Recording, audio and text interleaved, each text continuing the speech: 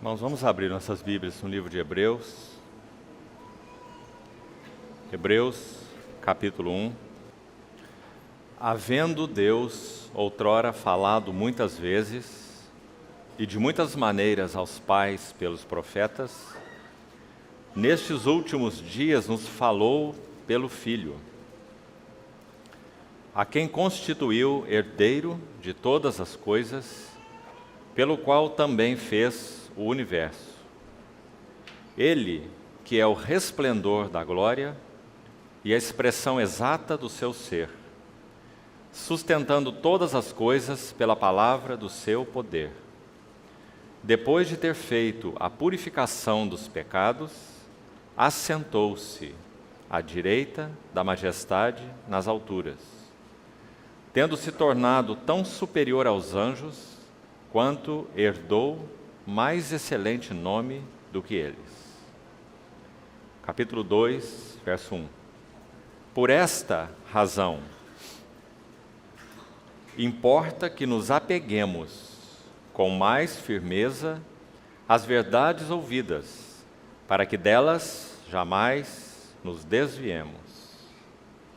Capítulo 3, verso 1. Por isso, santos irmãos, que participais da vocação celestial, considerai atentamente o apóstolo e sumo sacerdote da nossa confissão, Jesus.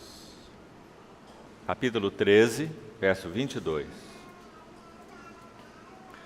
Rogo-vos ainda, irmãos, que suporteis a presente palavra de exortação, tanto mais quanto vos escrevi resumidamente. Vamos orar.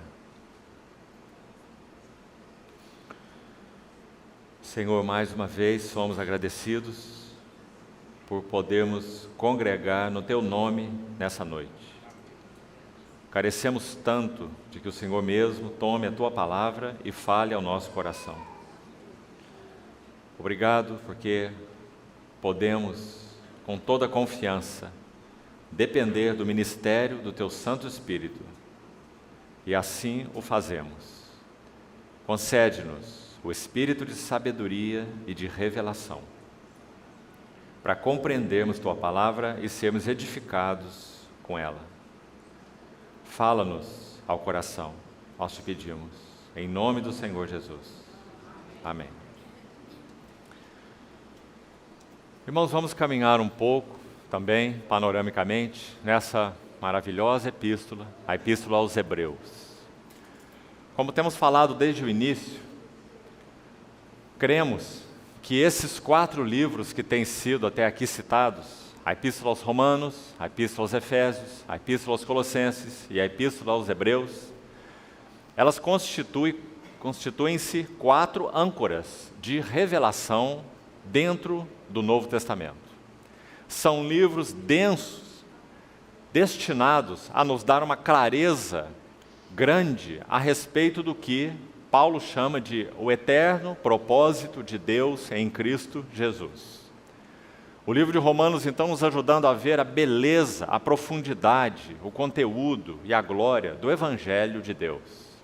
A epístola aos Efésios nos ajudando a ver a beleza, a natureza, a vida e o serviço da igreja, como corpo de Cristo.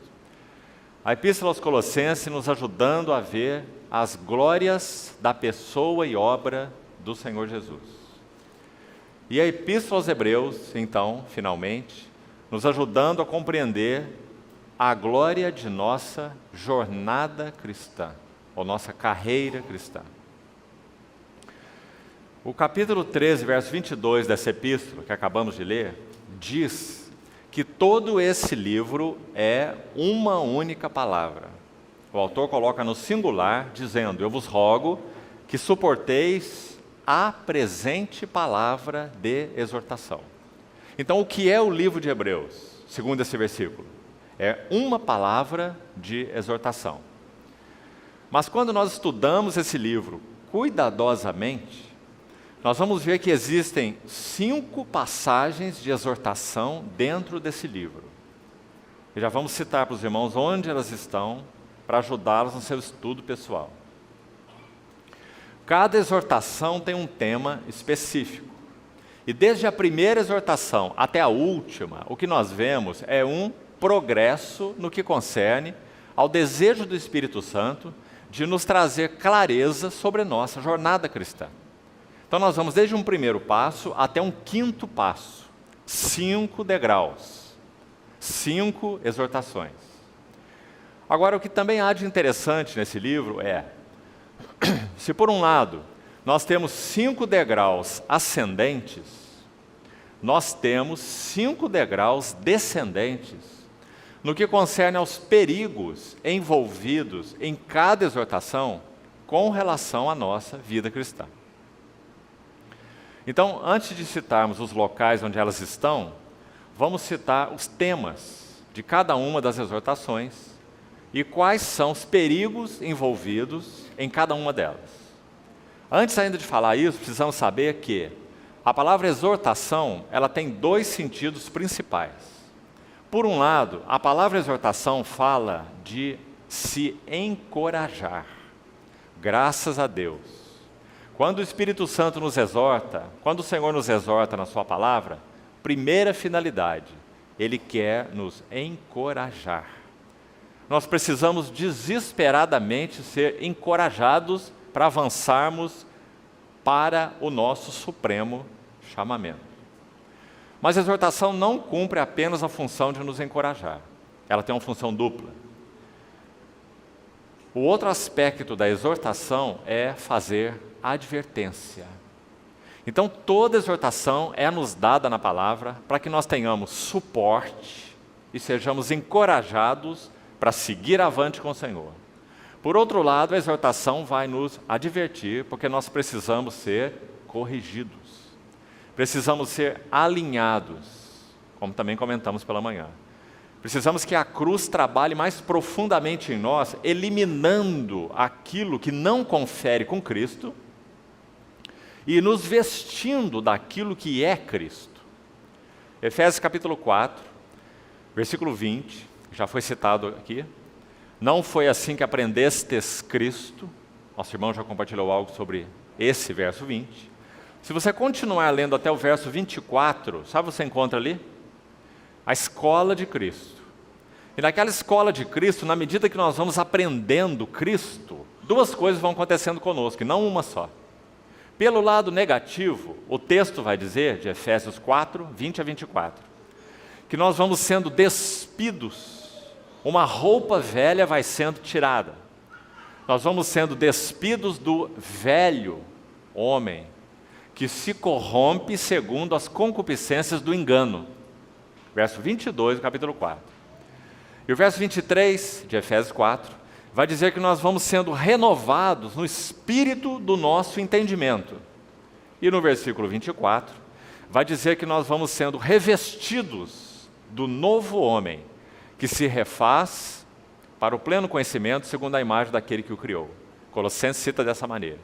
E Efésios diz que esse novo homem é criado segundo Deus, em justiça e retidão procedentes da verdade. Então, como funciona a escola de Cristo? Na medida em que o Senhor encontra lugar, e aí tem um C muito grande na frente disso. Será que o Senhor tem encontrado real lugar em nossos corações? Será que a cruz tem trabalhado em nossas vidas? A cruz pela palavra, a cruz pelas circunstâncias. Temos dado lugar ao operar da cruz em nós profundo. Temos dado lugar à palavra de Deus para cortar em nossas vidas. Hebreus, capítulo 4, verso 12. A palavra de Deus é viva e eficaz. Ela é mais cortante do que qualquer espada de 2 gumes. E ela penetra até o ponto de dividir alma de espírito e juntas e medulas. E ela vai, a palavra de Deus, quando encontra lugar de penetração no nosso coração, ela vai dividir a alma e espírito junto à medula e vai discernir. A ideia ali é expor, julgar os pensamentos e os propósitos do coração. Bendita palavra, porque ela vai fazer um trabalho em nós que ninguém pode fazer, que psicólogo nenhum pode fazer, Esses trabalhos são trabalhos em nível de alma. A palavra de Deus é mais profunda. É um trabalho em nível de espírito, em nível de homem interior, que então vai se refletindo em nossa alma. Bendito seja o Senhor por isso. Então esse é o primeiro aspecto do trabalho da cruz. Se a cruz não trabalhar em nós, irmãos, nós somos inúteis e desagradáveis a Deus. A cruz tem que trabalhar em nós para modelar em nós um novo caráter, um novo homem. Então o primeiro aspecto do trabalho da cruz é a ação da palavra viva de Deus, de 2 gumes. Que lindo! Porque enquanto um gume opera a morte, o outro gume opera a ressurreição. Enquanto um gume, um efeito da palavra de Deus em nós é tirar uma roupa velha, o outro efeito da palavra de Deus é colocar uma roupa nova. E é isso que nós temos em Efésios 4. O velho homem, ele se corrompe segundo as concupiscências de engano. Quanto engano, irmão! Exortai-vos cada dia uns aos outros, Hebreus de novo, capítulo 3, para que ninguém seja endurecido pelo engano do pecado. Então o velho homem se corrompe segundo concupiscências de engano, mas graças a Deus, quando a palavra de Deus é acolhida nos nossos corações, ela julga essa situação, e ela separa o que é do que não é, ela separa o que é Cristo do que não é Cristo, só ela tem esse poder. Por isso que tudo que o diabo quer é que esse livro fique fechado, que a palavra de Deus não seja falada aos nossos corações de maneira viva e eficaz. Enquanto nós estivermos no terreno da letra, Satanás está de mãos dadas conosco. Os fariseus sabiam tudo da Torá, sabiam textos enormes da Torá de cor, tinham que saber, senão não conseguiriam ser fariseus, os filhos da lei, como eram chamados. No entanto, o Senhor Jesus olhou para eles e disse: raça de víboras e sepulcros caiados. Por fora são todos brancos, mas por dentro, cheio de ossos de rapina e de perversidade. Por que eles eram assim? Porque eles tinham uma palavra gravada em tiras de couro, colocada em caixinhas chamadas filactérios, amarrada nas suas mãos, preso nas suas testas, mas não eram governados no coração pela palavra de Deus. Então eram os hipócritas, como o Senhor falou. Louvado seja o Senhor. Quando Ele nos envia a sua palavra, ela não é destinada a isso, que ela seja escrita dessa maneira, mas como diz Paulo em Coríntios 3, não em tábuas de pedra, mas em tábuas de carne, isto é, nos corações. Esse é o ministério do Espírito Santo, fazer isso. Então, amados, assim funciona a escola de Cristo. A palavra de Deus vem, e quando ela é acolhida, guarde isso, irmão. O trabalho da cruz não é compulsório. Se você falar não, é não. Mas se você falar sim, é sim. Ela vai penetrar, e ela vai fazer um trabalho. Por que a geração do deserto morreu no deserto, a primeira geração? Você sabe onde está explicado, né? Hebreus 4:2. Porque a palavra que eles ouviram não lhes aproveitou. Por qual motivo? Porque não foi acompanhada ou misturada com a fé naqueles que a ouviram. Em outras palavras, conforme diz o capítulo 2 de Hebreus agora, eles não agarraram com firmeza as verdades ouvidas, então delas eles se desviaram. Essa foi a primeira geração no deserto. Irmão, será que nós temos como cristãos compreendido a seriedade disso? Sabe o que disse um homem de Deus do século passado chamado A.W. Tozer? Certamente você já ouviu falar dele. Sem dúvida ele foi um profeta do Senhor da geração passada, sem dúvida nenhuma, do século passado. Sabe o que ele disse? Nossos púlpitos modernos, e ele falou isso já tem 60 anos, irmãos. Imagine se ele fosse vivo hoje. Ele disse: os nossos púlpitos modernos precisam de mais profetas e menos palhaços. Porque a finalidade da palavra de Deus não é entreter o povo de Deus, mas a finalidade da palavra de Deus é nos levar a nos dobrar diante do Senhor, em arrependimento e confissão de pecado, dizendo: sonda-me, ó Deus, e conhece o meu coração. Prova-me, conhece os meus pensamentos. Vê se há em mim algum caminho mau e guia-me pelo caminho eterno. Se nós fizéssemos isso, amados, cada cristão fizesse isso, nós não teríamos escândalos no meio do povo de Deus. Sabe por que nós temos escândalos no meio do povo de Deus? porque nós não permitimos que a palavra de Deus faça esse trabalho em nós. Então parece que vamos caminhando bem até o desastre, porque não houve lugar real de penetração da palavra de Deus nos nossos corações, para dividir alma de espírito, juntas e medulas, e sondar pensamentos e propósitos do coração. Mas louvado seja Deus. Quando nós acolhemos, Tiago capítulo 1, verso 21, quando acolhemos com mansidão a palavra em nós implantada, ela é poderosa. Para fazer o que conosco? Salvar as nossas almas. Que expressão mais linda. Porque nós cristãos já fomos regenerados. O Espírito Santo já habita no nosso espírito, mas nós ainda temos um problema. Ele se chama alma.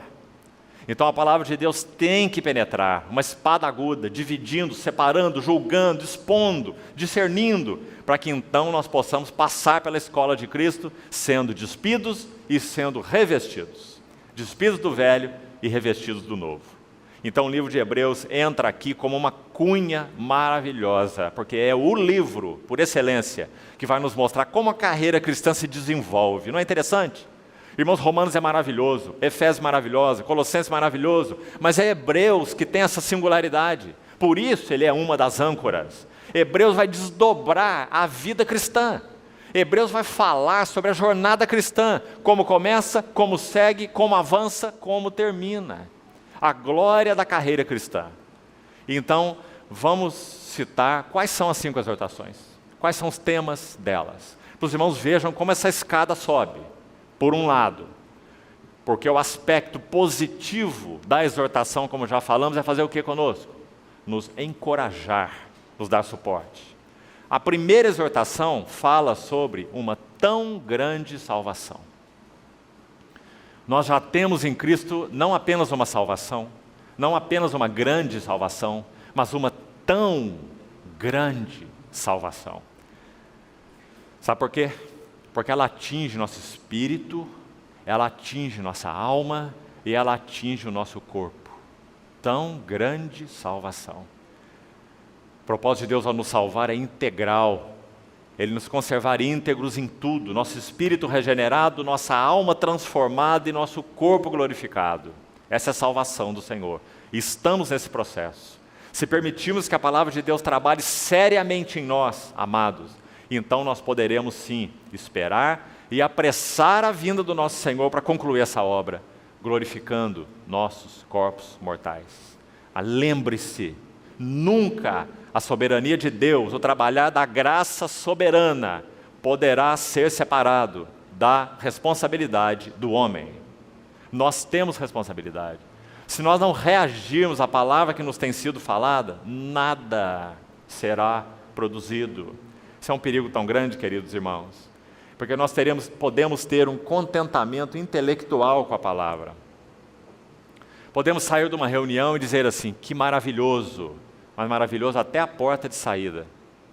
Não tem penetração no nosso coração, não gera resultados em nossas vidas. Por quê?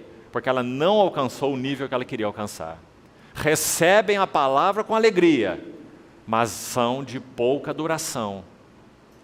Em vindo a angústia ou a perseguição por causa da palavra, logo se escandalizam. Nosso Senhor deixou tão claro. Então, o que requer de nós o nosso Senhor? Que essa palavra poderosa, maravilhosa, suficiente, soberana, ela encontre uma contraparte em nosso coração. Que contraparte é essa? Importa que nos agarremos com mais firmeza às verdades ouvidas, para que delas jamais nos desviemos. Permitamos que a palavra de Deus vá a fundo em nós. Que oração devemos fazer? Sonda-me, ó Deus, conhece meu coração, prova-me, conhece meus pensamentos. Irmãos, quantos cristãos estão correndo do Senhor Jesus com seus pecados? Sabe o que nós devíamos fazer? Corrermos para o Senhor Jesus com os nossos pecados, para que Ele possa expor o nosso coração diante da sua palavra. A primeira exortação fala dessa tão grande salvação.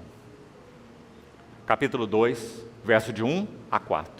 Se você quiser, registre aí. Aí está a passagem exortativa. somos ajudados pelos eruditos que conhecem a fundo o texto original, que na inscrição original grega, sabe o que acontece?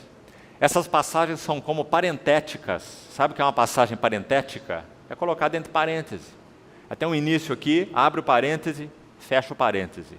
Assim devemos ver essas 5 exortações dentro do livro de Hebreus. Como um parêntese abriu e um parêntese fechou. Paulo, quando escreveu para Timóteo, ele orientou Timóteo assim, preste atenção. Ele disse, até a minha chegada, aplica o teu coração, aplica-te à leitura, e ali leitura era a leitura pública das Escrituras. Os irmãos se reuniam para ler a Bíblia. Leitura pública das Escrituras. Aplica-te à leitura, à exortação e ao ensino. Exortação e ensino. A leitura pública das Escrituras provê para nós esses 2 elementos. É uma leitura que tanto exorta quanto ensina. O livro de Hebreus foi composto assim, é uma obra magistral do Espírito Santo. Nós temos primeiro uma passagem de ensino, para você entender a estrutura do livro. O que o Espírito Santo fez aqui? Primeiro capítulo, ensino.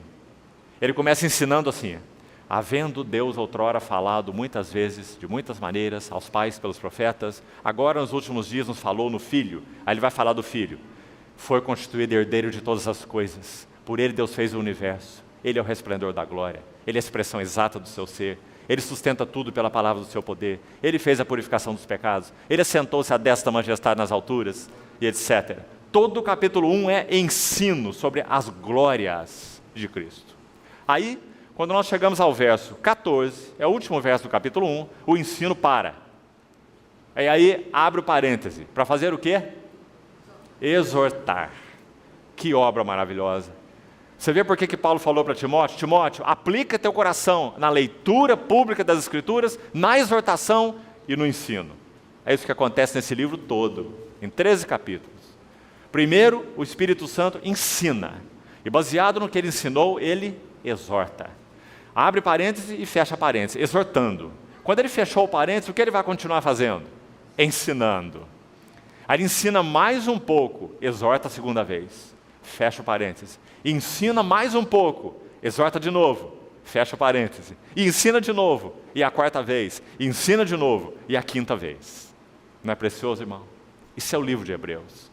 Então, para ajudar os irmãos na estrutura do livro, nós vamos mostrar onde estão as passagens exortativas. E aí é claro que, em meio a elas, você vai encontrar as passagens de ensino, obviamente.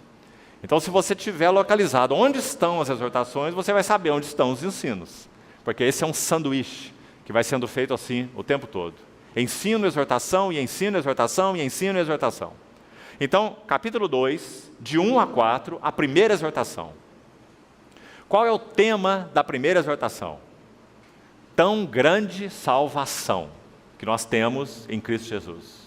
Qual é o perigo envolvido nessa exortação? Ora, se nós temos uma tão grande salvação, o perigo para nós é negligenciarmos. Não é essa palavra que aparece aí no capítulo 2?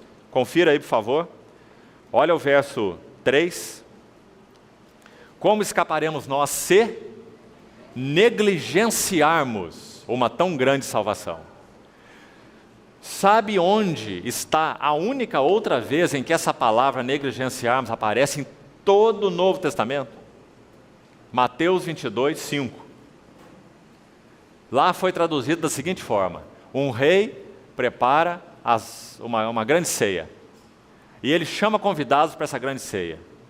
E, quando ele vai descrever a atitude desses convidados, ele diz que eles não se importaram com esse convite desse rei para esse grande banquete. E se foram, um para o seu campo, um para o seu negócio, veja, um para o seu campo, outro para o seu negócio, e não se importaram, a palavra lá é a mesma aqui, negligenciaram o convite do rei para as bodas. Você vê que instrutivo? O rei colocou as bodas, disse assim: vinde, tudo está preparado. Ou seja, nele nós temos uma tão grande salvação. Tudo que nós carecemos, nós já temos em Cristo Jesus, o nosso Redentor. Então agora o rei nos chama para as bodas. Ele diz: vinde e coma. Mas a nossa reação é: vou para o meu campo e vou para o meu negócio. O que isso significa? Nós temos que deixar de trabalhar para podermos então responder a tão grande salvação? Não. Mas significa: onde está o nosso coração? Nosso coração está no campo? Nosso coração está no negócio? Ou nosso coração está na nossa tão grande salvação? Em nosso tão grande Salvador. Porque onde está o teu tesouro, aí está o teu coração. Essa é a questão. Então o que significa negligenciar? Não se importar. Porque nós estamos ocupados demais. Sabe uma das coisas que nos ocupa muito, que se constitui um grande problema para nós? Atividade religiosa. Envolvimentos exacerbados com a chamada obra de Deus e menos com o Senhor da obra. Onde está teu tesouro, aí estará o teu coração. Então a primeira exortação tem como tema positivo uma tão grande salvação. Está aí descrito nos versículos. O perigo envolvido nela é não nos importarmos, negligenciarmos. Se isso acontecer conosco, qual vai ser o resultado? Importa que nos apeguemos com mais firmeza às verdades ouvidas, porque se não fazemos assim, fatalmente, nós nos desviaremos. E aí nós temos sentido essa palavra desviar, precioso, nos ajudando, como falamos, a entender, não perca de vista, nosso tema aqui, o tema de Hebreus, carreira cristã, jornada cristã, passo a passo, como ela se desenvolve, como ela começa, como ela termina e como ela se desenvolve. Então a primeira exortação fala que essa salvação é tão grande e que o perigo é nós não importarmos, porque nosso coração está no campo, nosso coração está no negócio, mas nosso coração não está no tão grande Salvador e na tão grande salvação.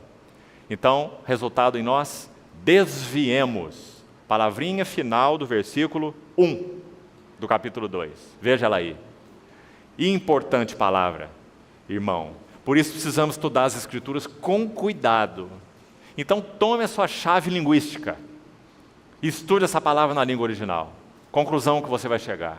Desviar, a palavra que o Espírito escolheu, nos ajuda de maneiras diversas. Primeiro, desviar significa uma coisa que escapa da mente. Algo que escapa da mente, ou seja, você ouviu, entendeu, mas esqueceu.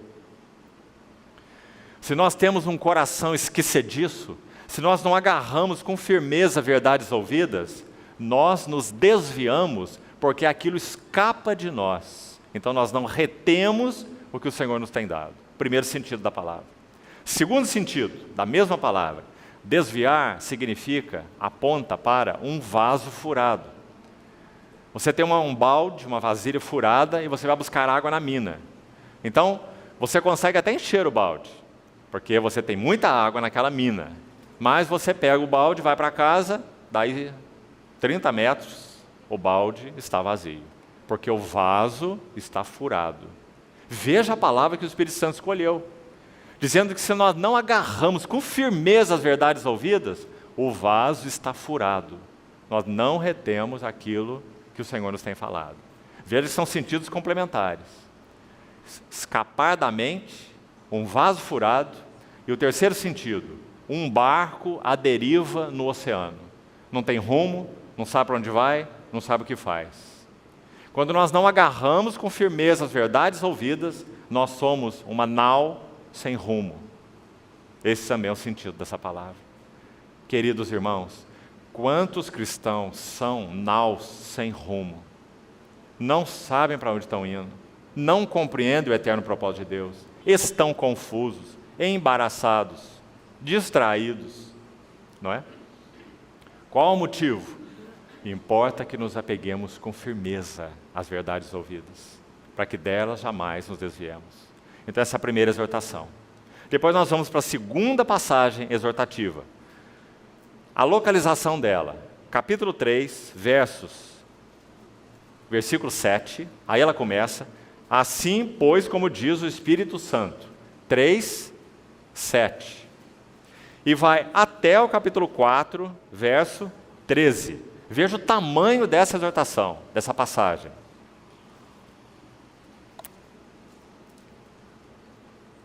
Capítulo 3, verso 7, até capítulo 4, verso 13. Sabe qual o tema dessa exortação? Está ali em cima no versículo 1. Por isso, santos irmãos, que participais de uma vocação celestial. Esse é o tema da segunda exortação.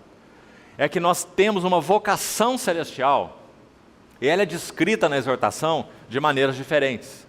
No versículo 6, o último versículo aí que antecede, o início da exortação, que começa no 7, é dito assim: Cristo, porém, como filho sobre a sua casa, a qual casa somos nós, se. Olha que se interessante.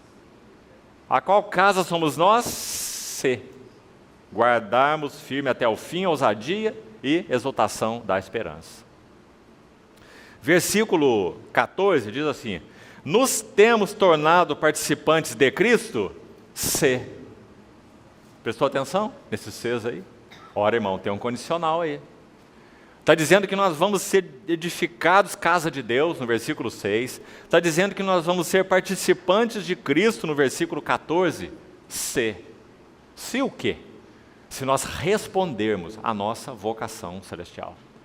Oferecermos real lugar para o Senhor fazer em nós, trabalhar em nós a cruz, como já explicamos, pela palavra acolhida em nosso coração e pela ação das circunstâncias que o Senhor arranja para um propósito só. Ele quer quebrar nossas vidas. Tudo que nós colocamos nas mãos do nosso Senhor Jesus, saiba disso, irmão, Ele parte. O Senhor Jesus tomou um pão e partiu e deu aos seus discípulos. Se nós oramos colocando nossas mãos, nossas vidas nas mãos do nosso Senhor Jesus, esteja certo, Ele vai partir. Tudo que nós pomos na mão dEle, Ele parte. Sabe por quê? Pão inteiro ninguém come. O Senhor quer partir nossas vidas para que possamos ser alimento para outras vidas. E como Ele parte? Pelo trabalho da palavra e pelo trabalho das circunstâncias.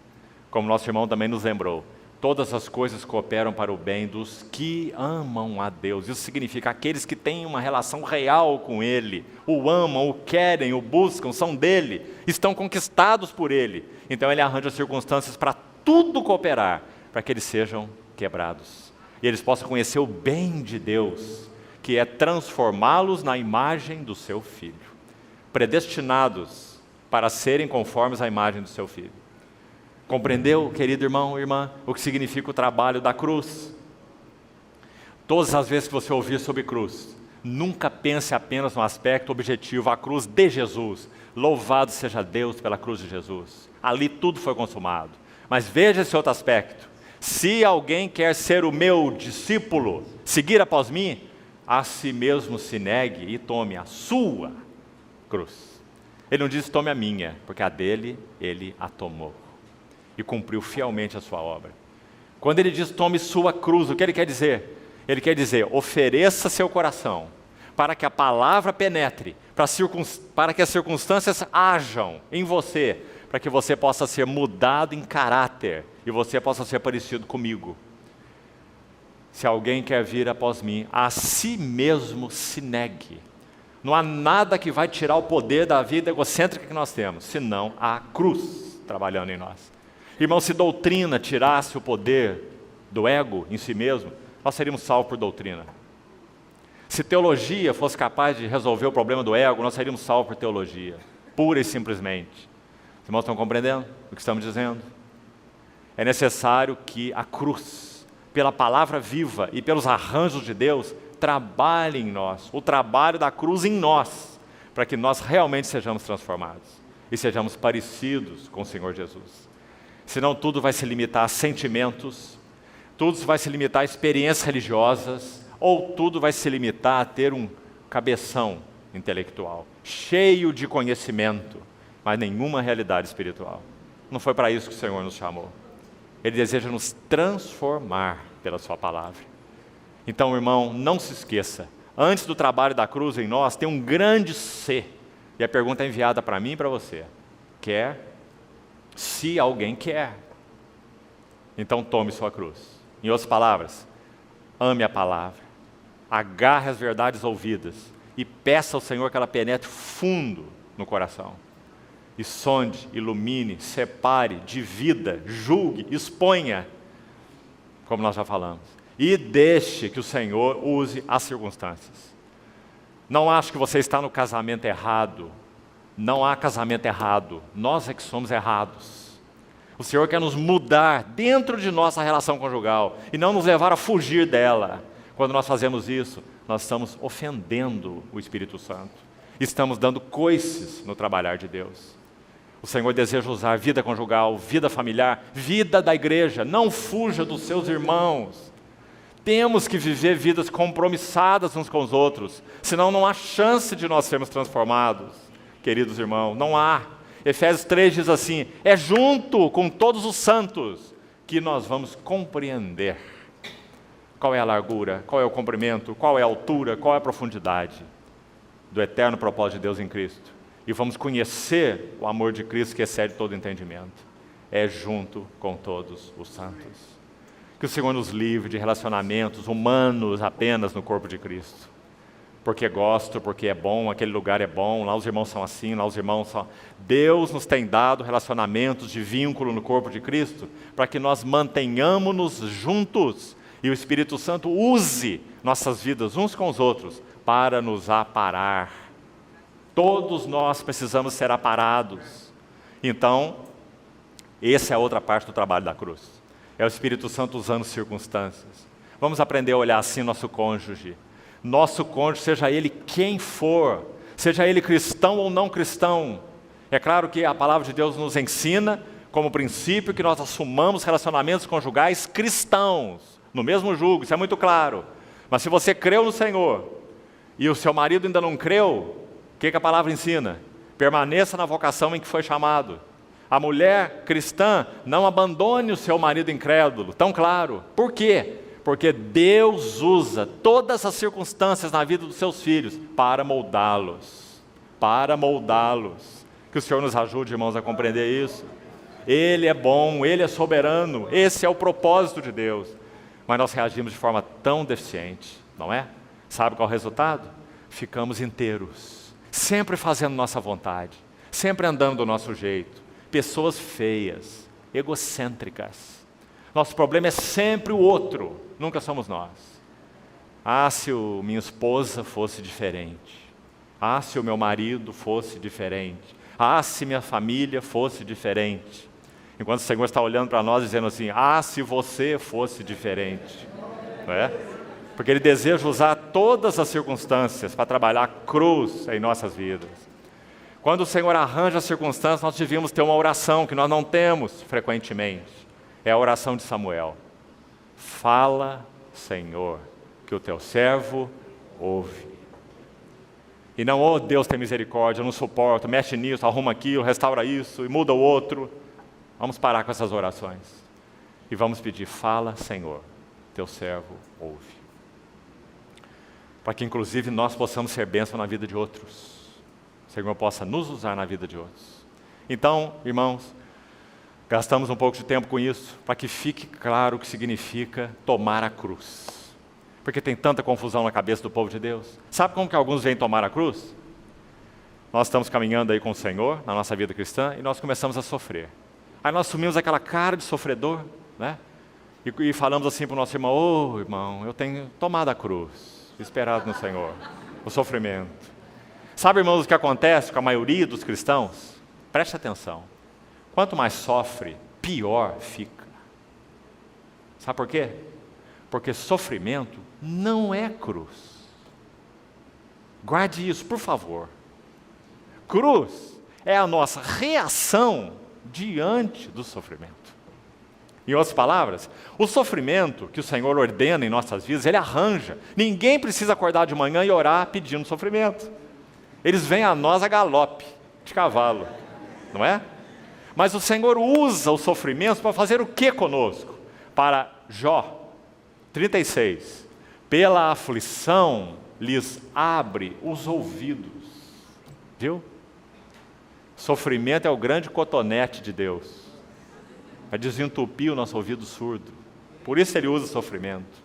Agora, o sofrimento em si mesmo não vai nos aperfeiçoar. Isso não é doutrina evangélica, isso é doutrina de um outro sistema aí, que diz que o sofrimento tem ação purgatória, né? Quanto mais você sofre, melhor você fica. Não, não, não. Não necessariamente.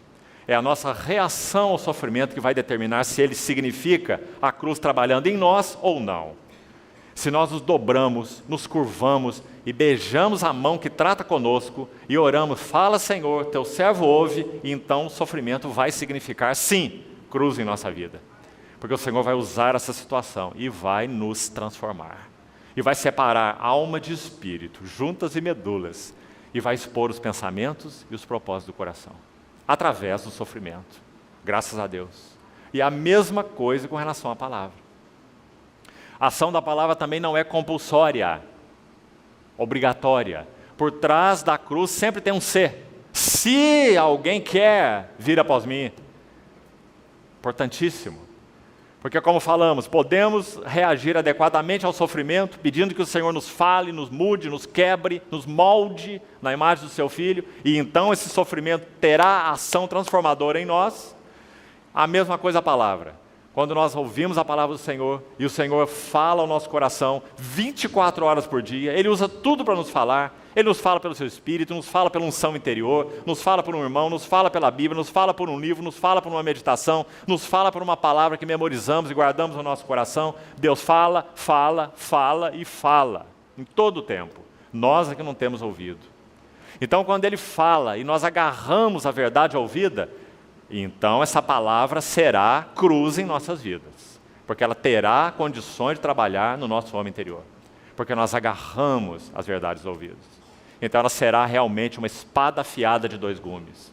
Mas a geração do deserto ouviu a palavra e a palavra não aproveitou. Que isso fique gravado nos nossos corações. Nenhum de nós vai ousar dizer que havia problema com a palavra, porque a palavra foi falada por Deus, aquela geração do deserto. Geração que Ele amou, geração que Ele resgatou, geração que Ele tirou do Egito. O que Ele queria não era que eles morressem no deserto, não. Era que eles herdassem Canaã. Mas eles não puderam. Porque a palavra que eles ouviram não lhes aproveitou. Porque não foi misturada com fé. Eles não agarraram. Eles não disseram, fala Senhor. Murmuraram 10 vezes. Levantaram o bezerro de ouro. Queriam voltar para o Egito. Não perderam o apetite das coisas que eles tinham lá. Esse foi o seu problema. Não ofereceram lugar a que o Senhor trabalhasse neles. Através da palavra. E nem através das circunstâncias. Ou seja, uma geração que viveu 40 anos inteira, ela não foi quebrada. Por isso ela não pôde herdar. Muito importante. Tema então da segunda exortação, vocação celestial. Então, se nós temos uma vocação celestial, qual é o perigo envolvido? O perigo está no versículo 12. Por favor, olhe para o versículo 12 do capítulo 3. Olhe como o Espírito Santo exorta de maneira cuidadosa. Tende cuidado. Irmão, quem está falando? Sabe uma das coisas que me parece maravilhosa nessa epístola aos Hebreus? Maravilhosa. Não sabemos quem foi o seu autor humano. Isso é maravilhoso. Sabe por quê? Porque uma coisa nós temos certeza. O seu autor é o Espírito Santo. Porque toda a palavra é inspirada por Deus. Então, quando os encorajamentos aqui e as exortações aparecem na primeira pessoa do plural, o nós, diz assim, corramos, primeira pessoa do plural, certo? Esforcemo-nos, primeira pessoa do plural. Temamos, nós, primeira pessoa do plural. Nós não sabemos quem é o autor humano, mas o que nós sabemos? Que é o Espírito Santo. Então, quando nós ouvimos, temamos que sendo nos deixada a promessa de entrar no descanso de Deus, suceda parecer que alguém tenha falhado. Quem está falando temamos? Que precioso, irmão. É o Espírito Santo e nós. Compreendeu? É o Espírito Santo e nós, porque Ele não veio morar em nós. Ele não é um visitante, Ele é um residente. Então é Ele que está falando dentro de nós assim, temamos, porque Ele também teme. O Espírito Santo teme que nós não respondamos a tudo que nós temos em Cristo. É o Espírito Santo que fala, corramos, porque Ele foi colocado dentro de nós para nós corrermos. E não para ficarmos parados. Então Ele fala, corramos. Que lindo percebermos isso. Graças a Deus não sabemos quem foi o autor humano dessa epístola. Porque a voz do Espírito Santo soa de uma maneira tão especial nesse livro. Né? E aqui então é Ele que está dizendo, tende cuidado, irmãos. Jamais aconteça haver em qualquer de vós, é para nós, os cristãos, não é para o mundo a exortação, um perverso coração. Será que isso é possível em cristãos? Perverso coração? Claro que é. Se não fosse o Espírito Santo, não precisava exortar ninguém. Um perverso coração de incredulidade, que vos afaste do Deus vivo. Ah, irmão, que exortação. O tema da segunda exortação, então, é: temos uma vocação celestial. Mas qual o perigo ligado a ela?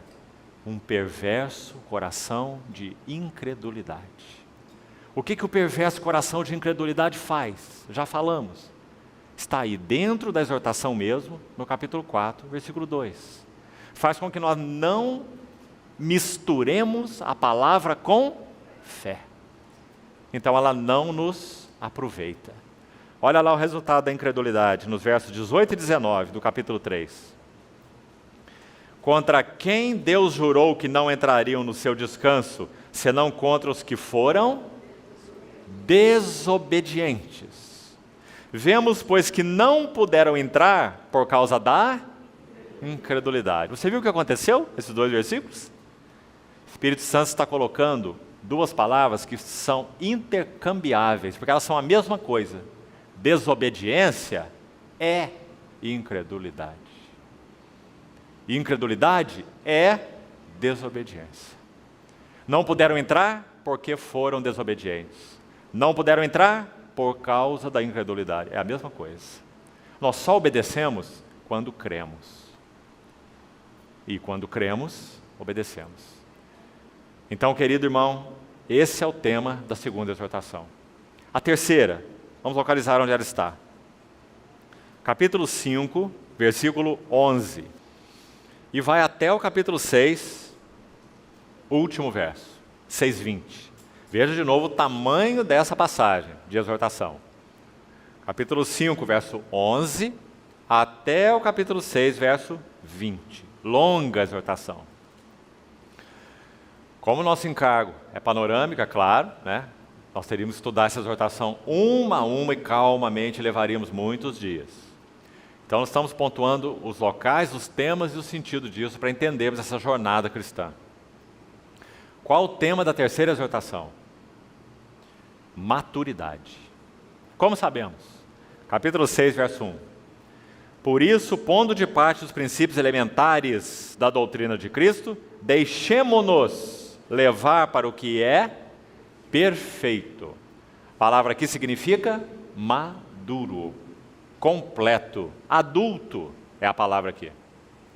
Então, a exortação, a terceira no livro de Hebreus, tem a ver com deixarmos levar para a maturidade, deixarmos levar para o que é adulto, saindo de um estágio de bebês espirituais para um estágio de maturidade.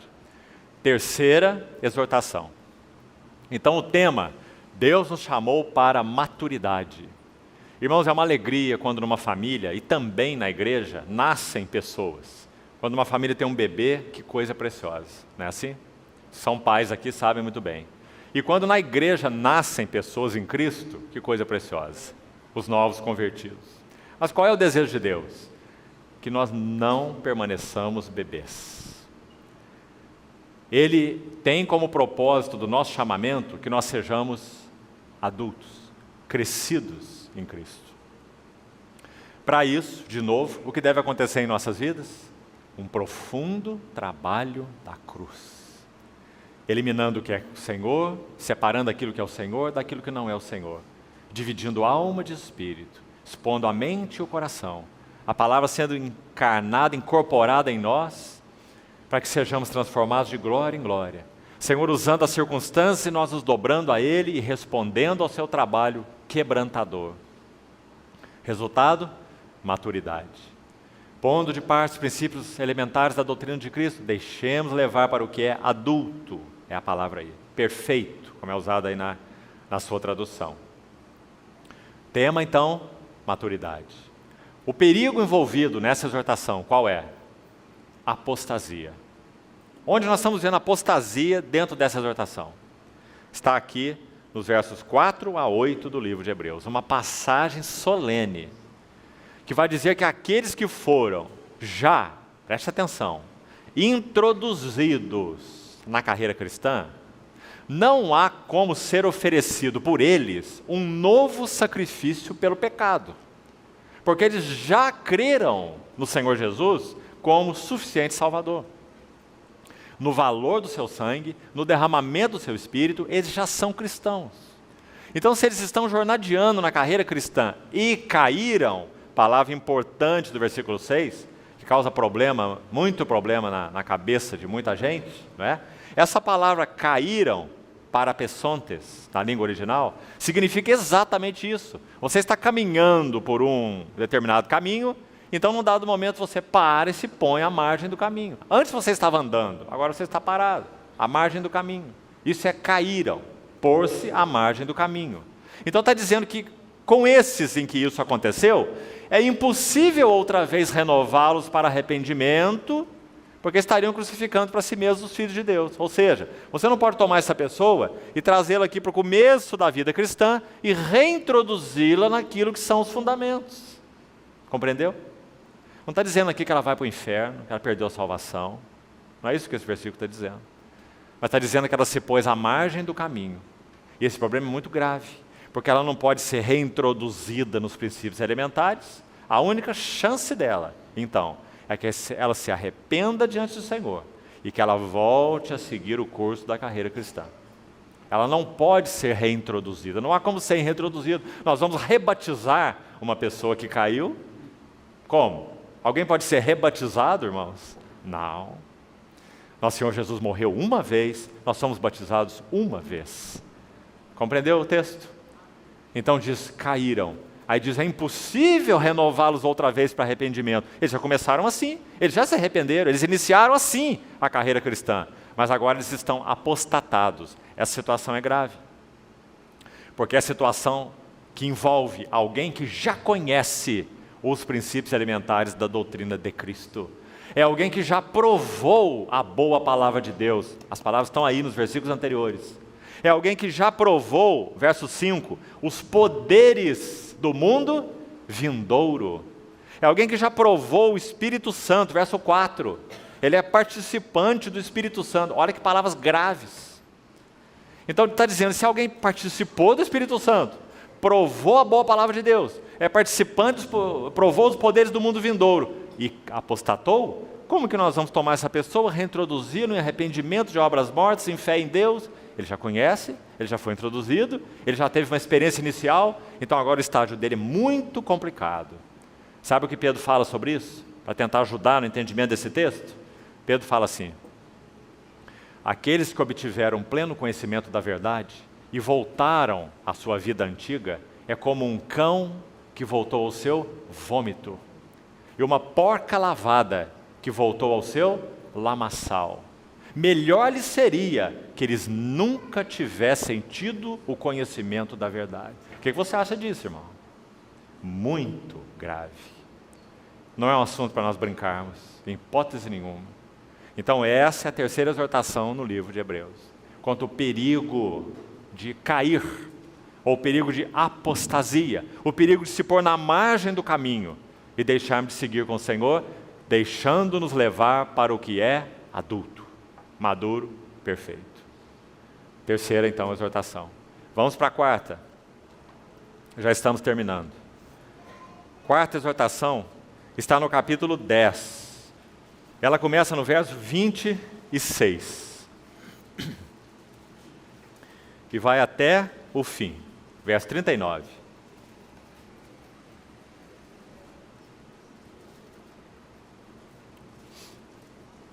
O tema dessa exortação, claro, para entender, definir o tema, você precisa do contexto, né? Você não pode ser arbitrário nisso. Você tem que estudar e ver onde a exortação está, qual o contexto dela, para você entender o tema.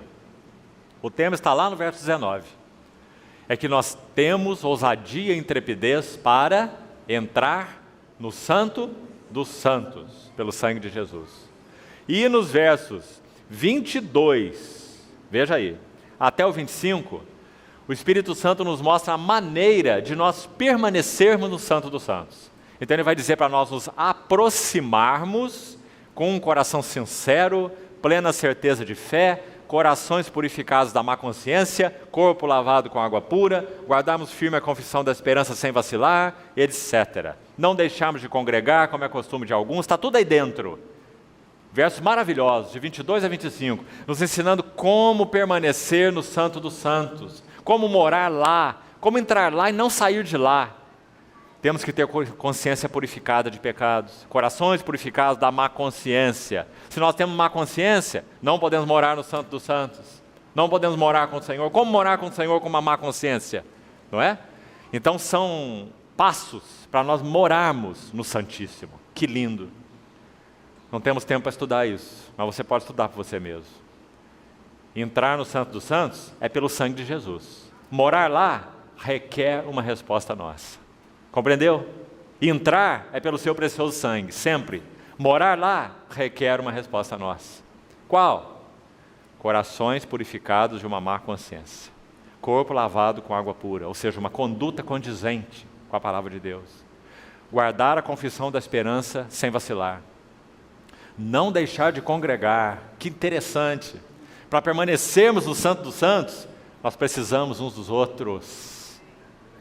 Não deixemos de congregar, como é costume de alguns. Antes façamos advertências, admoestações, tanto mais quanto vedes que o dia se aproxima. O dia do Senhor está se aproximando. O que está acontecendo com a igreja? Cada vez menos exortação e cada vez mais complacência e autoindulgência. Devia ser o contrário. O dia já declina, a aurora já está às portas. Exortai-vos, admoestai-vos, tanto mais quanto vedes que o dia se aproxima. Todos esses são elementos para nós permanecermos no Santo dos Santos. Então, de novo, o tema da quarta exortação, vida no Santíssimo. Graças a Deus. Davi disse assim, uma coisa eu peço ao Senhor, como já falamos, ele quis tanto isso, irmão, mas ele não pôde experimentar com a plenitude que nós experimentamos, porque o Espírito Santo não tinha ainda vindo como Espírito de habitação. O Cordeiro não havia morrido ainda e aberto o caminho pelo seu sangue. Davi viveu antes disso. Então ele disse, uma coisa eu peço ao Senhor e a buscarei, que eu possa morar na casa do Senhor todos os dias da minha vida. Aqui no livro de Hebreus está essa morada na casa do Senhor. Aqui no capítulo 10, a partir do verso 19. Como entramos pelo sangue de Jesus e como moramos, como permanecemos. Então o tema, uma vida dentro do Santíssimo. Graças a Deus, esse é nosso chamamento. Perigo envolvido, pecado voluntário. Onde está? No verso 26. Porque aqui começa a exortação, lembre-se. 10, 26 até o 39. Porque se vivermos, como? O que é deliberadamente, irmãos? Voluntariamente. Se vivermos deliberadamente em pecado, depois de termos recebido o pleno conhecimento da verdade, já não resta sacrifício pelos nossos pecados, etc, etc. Tudo que é dito aí. Então, qual é o inimigo da vida no Santíssimo, por excelência? Uma vida em pecado. Em pecado habitual. Compreende o que é pecado habitual? Amando pecados. Caímos sempre nos mesmos pecados, porque amamos o pecado de alguma maneira. Então vivemos em pecado deliberado, em pecado habitual. Isso nos impede. É certo que nós temos provisão do sangue do Senhor quando pecamos. Mas uma coisa é quando você peca aqui, e o Senhor te fala sobre algo aí no seu coração ali, uma motivação impura que você teve, um pensamento inadequado, isso é uma situação. Outra situação é viver deliberadamente em pecado. Compreendeu a diferença? É o pecado habitual. Se nós vivemos em pecado habitual, vamos esquecer morar no Santíssimo. As duas coisas não suportam convivência.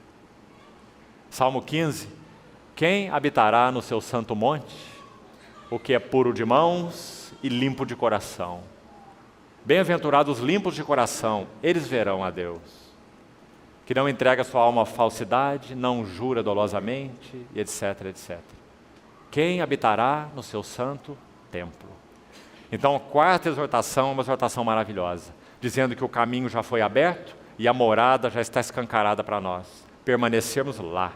O perigo que assedia a vida no Santíssimo é o pecado habitual, pecado voluntário. E aí, a última exortação, para terminarmos, está lá no capítulo 12, versos 14 a 29. Começa aqui. Segui a paz com todos e a santificação, sem a qual ninguém verá o Senhor. Atentando diligentemente porque ninguém seja faltoso, separando-se da graça de Deus, e nem haja alguma raiz de amargura que brotando vos perturbe, por meio dela muitos sejam contaminados, e nem haja algum impuro ou profano, como foi Esaú, o qual por um repasto vendeu o seu direito de primogenitura.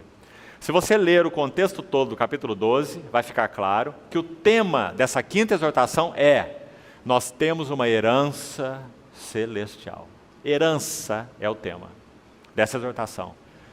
Nós temos nos achegado não ao monte Sinai, ao clangor da trombeta, às vozes e relâmpagos, como está escrito aí a partir do verso 18 do capítulo 12. Mas é dito lá no verso 22, nós temos nos chegado ao monte Sião, a cidade do Deus vivo, a incontáveis hostes de anjos, a Jerusalém celestial. Aí no verso 28 ele diz: por isso, recebendo nós o quê? Um reino inabalável. Essa é a nossa herança, um reino inabalável. Irmão, existe aqui uma promessa muito clara, e mais clara ainda em tantos outros textos das Escrituras. Paulo, por exemplo, escreveu para Timóteo assim: se perseverarmos, com ele reinaremos. Escreve em Romanos capítulo 8 assim: se sofrermos, para que também com ele sejamos glorificados. Você vê esse se perseverarmos, também com ele reinaremos. Que ser mais interessante. Preste atenção, não está escrito, se perseverarmos, então nós vamos para o céu. Se não perseverarmos, vamos para o inferno. Na verdade, o que está envolvido não é bem isso. Se nós, como cristãos verdadeiramente regenerados, se nós estamos vivendo uma vida de perseverança na carreira cristã, então o que está reservado para nós é uma herança, que a Bíblia chama de reino. Reino. Quando que esse reino vai se manifestar? Quando o Senhor Jesus voltar. Ele vai estabelecer o seu reino. Quem são os que reinarão com ele? Bom, segundo a Bíblia, é os que com ele perseverarem. Serão os que com ele reinarão. Então o capítulo 12 diz que nós recebemos um reino inabalável. Sim, é nosso em Cristo, mas nós temos algo para fazer. Veja o que é no versículo 28. É reter a graça pela qual sirvamos a Deus de modo agradável, ou de modo a agradá-lo, com reverência e com santo temor, porque o nosso Deus é um fogo consumidor. Então o tema da última exortação: temos uma herança. Pedro, na sua epístola, fala assim: nós somos guardados pelo poder de Deus para a salvação preparada para revelar-se no último tempo. Lembra-se? E aí ele vai dizer que essa salvação preparada para revelar-se no último tempo é uma coroa imarcessível. Assim ele descreve na sua epístola. Reino. As palavras de Pedro de falar sobre o reino. Na primeira epístola. Na segunda, ele faz a mesma coisa. Ele diz assim, que nós que já somos cristãos, devemos reunir, escute bem, irmão, devemos juntar, não cruzar os braços e ficar parado. Jesus vai voltar, e quando ele vai voltar, eu vou entrar no reino. É assim que a Bíblia ensina. Pedro fala assim: reunindo toda a vossa diligência. Associai com a vossa fé a virtude, com a virtude o conhecimento, com o conhecimento o domínio próprio, com o domínio próprio a piedade, com a piedade a fraternidade, com a fraternidade o amor. Viu o que Pedro está fazendo? Aí ele fala assim: porque essas coisas, existindo em vós, e em vós aumentando, crescimento, fazem com que não sejais inativos e nem infrutuosos no pleno conhecimento do Senhor Jesus Cristo. Aí ele fala, pelo contrário, assim vos será amplamente suprida a entrada no reino eterno do nosso Senhor Jesus Cristo. Muito claro, não é, irmão? Eu sei que você tem aí no meio cristão muitas linhas chamadas teológicas a respeito desse assunto do reino. Sabe o que você deve fazer? Esquece todas elas. Fica só com a Bíblia. O fato é que o Senhor Jesus virá e trará uma expressão visível, preciosa de seu reino, e que reinarão com ele os que perseverarem. Os que reuniram com diligência a sua fé, todas essas outras coisas, e tiveram uma entrada no reino que há de vir. O reino que agora é, nós já estamos, porque nós nascemos de novo. Quem nasce de novo, entra no reino. Mas o reino vindouro requer que nós respondamos a um trabalhar de Deus, para que sejamos plenamente herdeiros. Não se iluda com outro assunto. Sabe o que essa exortação faz para nos ajudar? Cito o exemplo de Esaú. Sabe quem era Esaú? O primogênito. O que ele tinha direito? Porção dobrada. Toda a bênção de Isaac, de maneira dobrada, ia para o seu primogênito Esaú. Direito. Podemos dizer também que o Espírito Santo veio morar em nós e em Cristo nós temos o mesmo direito e a mesma herança. Já é nosso, em Cristo e pelo Espírito. Mas Esaú, por um repasto, vendeu o seu direito de primogenitura. E sabe o que o Espírito Santo faz? Toma a figura dele para comparar conosco. Não perca isso, irmão. Não compare Esaú como um mundano. Compare Esaú como quem tinha herança, mas que vendeu-a por um repasto. Então ele diz, não haja entre vós nenhum impuro e nem profano, como foi Esaú, que por um repasto vendeu o seu direito de primogenitura. Sabe o que significa a palavra profano? É alguém que considera as coisas santas como sendo comuns. Isso é profano. Profanar é isso. Quais são as coisas santas? Tudo que Deus nos tem dado em Cristo. Toda essa herança, toda essa beleza, toda essa riqueza, toda essa glória que temos visto em Cristo. E o pedido dele é que isso seja trabalhado para dentro de nós, pelo Espírito, pela palavra, pelas circunstâncias, trabalhado para dentro de nós. Se isso for real para nós, qual vai ser o resultado? Nós teremos amplamente suprida a entrada no reino eterno do nosso Senhor Jesus Cristo. É isso que o Espírito quer fazer em nós. Qual é o nosso perigo? É que recebendo um reino inabalável, nós sejamos Esaú. Por um repasto vende o seu direito de primogenitura. Ah, irmãos, guarde-nos o Senhor. Sabe o que aconteceu com Esaú? Quando ele viu a tragédia do que ele tinha feito, sabe o que ele procurou fazer? Ele buscou arrependimento ou mudança de mente do seu pai. Quando você lê aí na Bíblia, ele não achou lugar de arrependimento, embora com lágrimas o tivesse buscado. Cuidado em como você interpreta aí. O arrependimento aí, a mudança de mente aí, é do Isaac. Ele não encontrou lugar de arrependimento, porque, você lê a história, Isaac não podia mudar a sua bênção. Ele já tinha dado sua bênção a Jacó. E aí era irreversível. Então o que ele pôde fazer é dar algo para Esaú. Nós sabemos que Esaú foi mesmo, de certa forma até, abençoado. Mas infinitamente aquém do que o Senhor havia prometido. Jacó, amei a Jacó, porém me aborreci de Esaú. Então o Espírito Santo usa essa exortação. Sabe, irmãos, o que acontece com essa epístola aos Hebreus? Ela é o escrito mais solene do Novo Testamento. Não tem nenhuma carta que tenha exortações mais agudas do que o livro de Hebreus. Sabe por quê? Quanto maior o privilégio, maior a responsabilidade. O livro de Hebreus abre o nosso privilégio de uma maneira tão linda, dizendo, tudo é de vocês. Vocês já têm uma tão grande salvação. Vocês já são chamados com uma vocação celestial. Vocês já têm o Santíssimo aberto e rasgado para poder morar lá. Então, claro, ele teria que nos advertir de maneira muito profunda dizendo, não seja negligente, primeiro. E depois dizendo, não seja incrédulo.